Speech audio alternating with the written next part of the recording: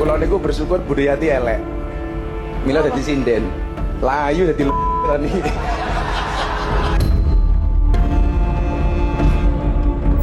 Aku meneng bae pakai tangjan iku. Hatiku yo loro banget. Sampai hari ini dia masih sakit hati walaupun sudah memaafkan. Jadi memang gaya lawakannya dari dulu begitu.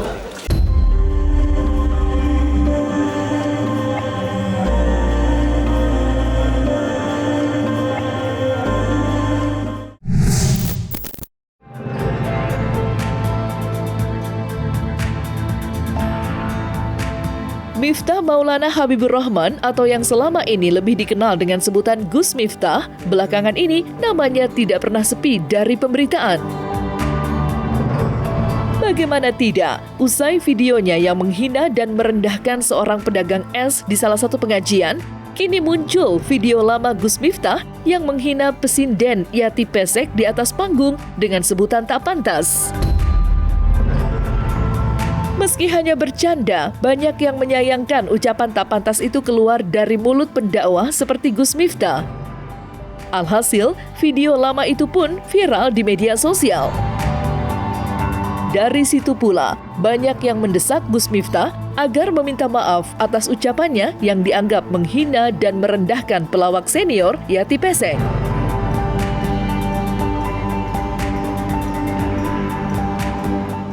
Kulo niku bersyukur Budayati elek. Mila dadi sinden.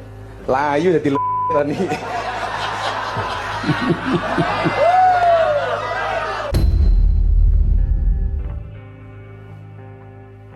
Ada seorang seniman yang menurut saya itu seorang ibu saya sendiri, yaitu adalah Yati Pesek.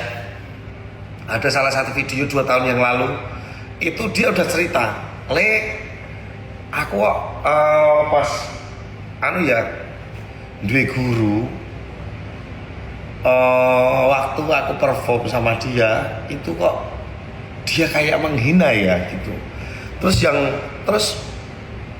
saya kalau manggil dia tuh kalau nggak mami mbak. Terus kenapa mbak? Aku loro hati aku pengen ngadu mbek sapa, aku tekan omah, aku mau kisone nangis, aku guru ngadune karo Gusti Allah. Dan sekarang videonya lagi viral. Nggak patut seorang Yati Pesek, seorang senior dan menurut saya legenda hidup, dia meniti karir dari nol, dari kecil dia itu. Cuman ini buat pelajaran aja, khususnya para siapapun, entah itu seniman, entah itu pemuka agama, kalau ngejok komedi, belajar sama orang yang paham komedi. Aku meneng bae pakai tangjan iku. Hatiku yo loro banget.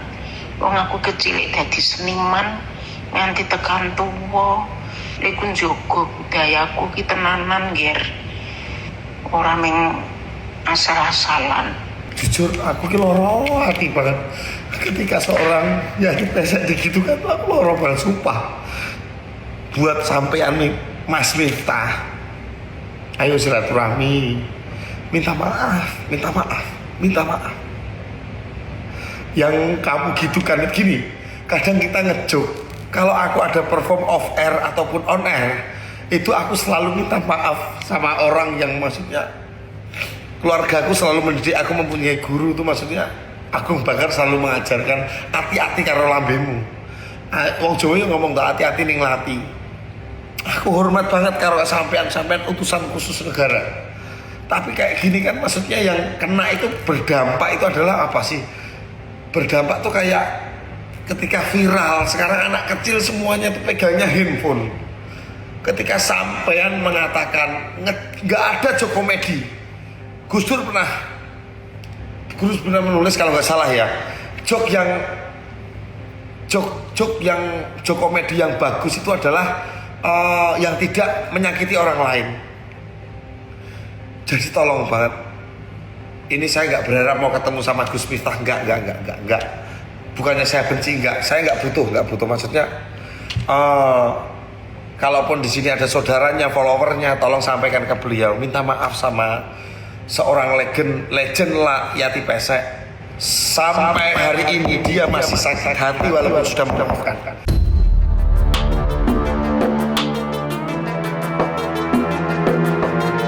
Sementara itu, Deddy Corbuzier baru-baru ini menanggapi viralnya video Gus Miftah yang dituding menghina seorang pedagang dengan sebutan tak pantas.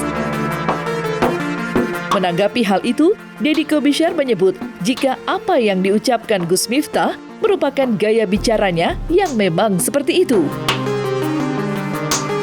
Tak dipungkiri pembelaan Deddy terhadap Gus Miftah lantaran kedekatan keduanya. Bahkan Gus Miftah merupakan guru spiritual Deddy Corbuzier. Ia pula yang mengislamkannya. Dan berikut pandangan Deddy Corbuzier mengenai banyaknya kecaman, terutama di media sosial, terhadap guru spiritualnya itu.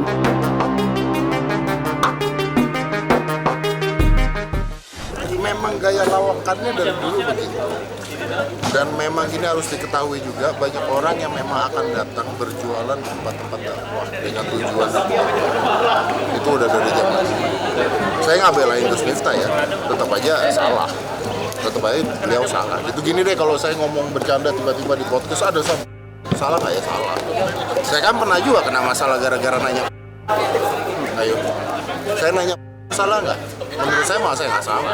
Kenapa nggak salah? Lah orang yang udah pernah ngomong di tempat lain tetap salah tuh masyarakat. Kan pertama kali ngobrolnya kenapa Gus gitu gini. Ya, tapi kan sekarang kan gini loh. Sekarang tuh konteksnya adalah udah rancu antara benar salah, sopan tidak sopan, dengan netizen yang menyerang.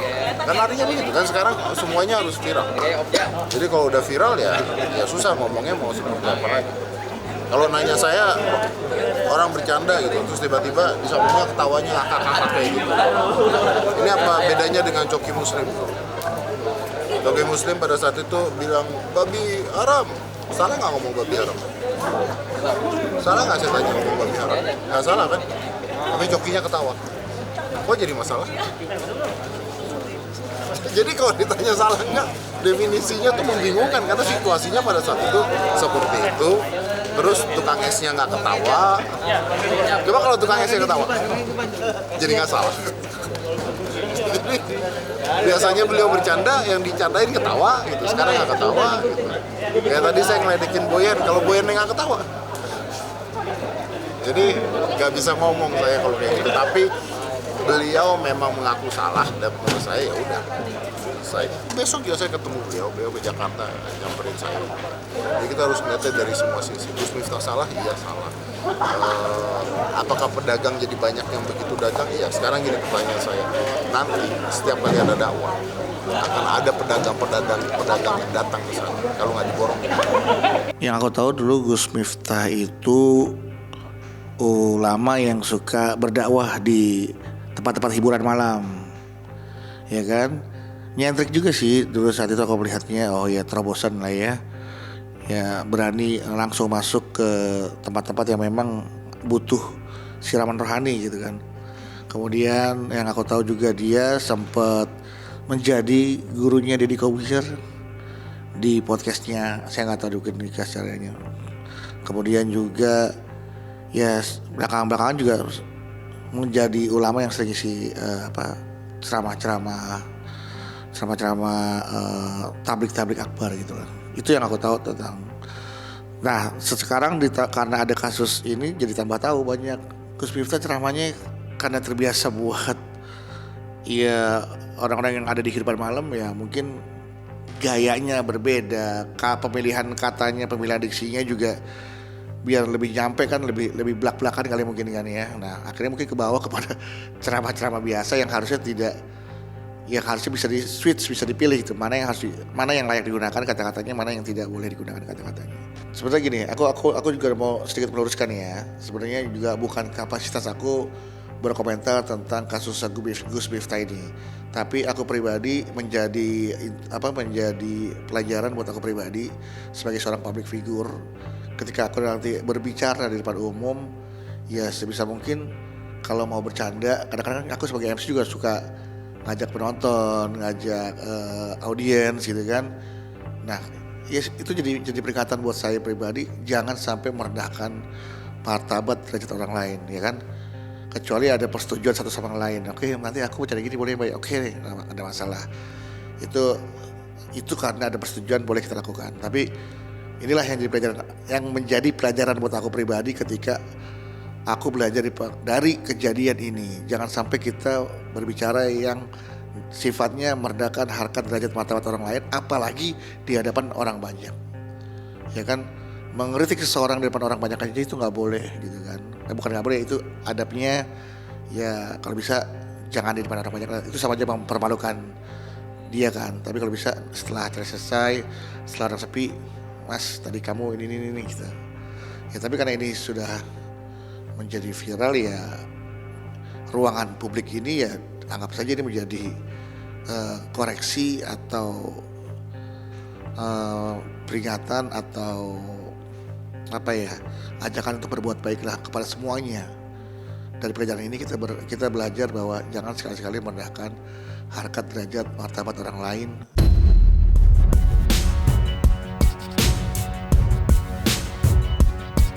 Gus Miftah akhirnya mundur dari jabatannya sebagai utusan Presiden bidang moderasi kerukunan beragama. Mundurnya Gus Miftah disebut-sebut lantaran banyaknya desakan dari masyarakat usai videonya yang mengumpat pedagang minuman es teh viral di media sosial. Namun yang menarik, yang tidak banyak orang ketahui, sebelum Gus Miftah mundur dari jabatan yang diembannya, pendakwah nyentrik itu sempat berkonsultasi dengan pengacara Rasman Arif Nasution. Lantas, apa saja yang dibicarakan Gus Miftah kepada Rasman? Dan apa pula yang membuat Rasman menolak pengunduran diri Gus Miftah sebagai utusan Presiden bidang keagamaan?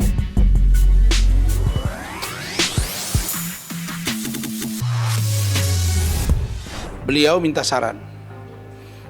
Dia panggil saya Pak Lawyer. Kadang-kadang bro, kadang-kadang Pak Lawyer. Dia bilang, Pak Lawyer, bagaimana pendapat Pak Lawyer? Tolong kasih masukan. Pertama saya bilang, ya diklarifikasi saja.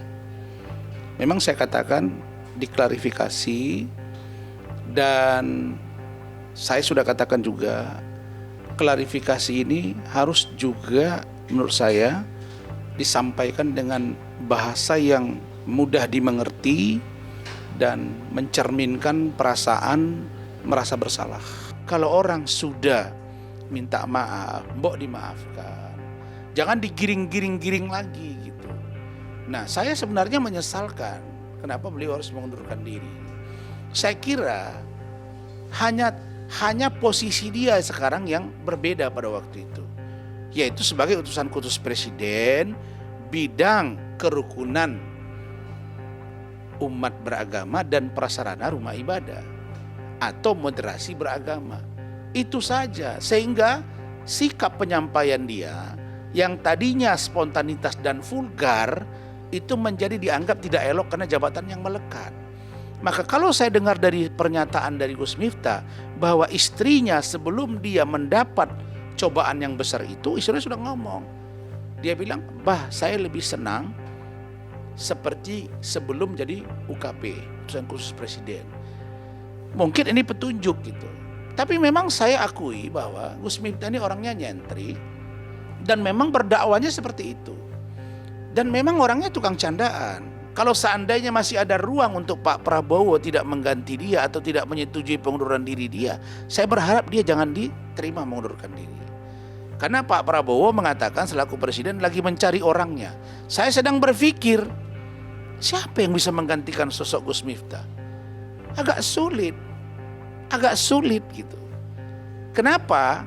Karena utusan khusus Presiden bidang kerukunan umat beragama dan sarana prasarana rumah ibadah harus orang yang mumpuni intelektualitasnya bidang agama Islam, bidang Nasrani, bidang Hindu, bidang Buddha, bidang Konghucu. Kita kan ada satu lagi, Konghucu. Ini harus bisa secara komprehensif dipahami dan disampaikan dengan bahasa yang baik dan dimengerti oleh seorang utusan khusus Presiden.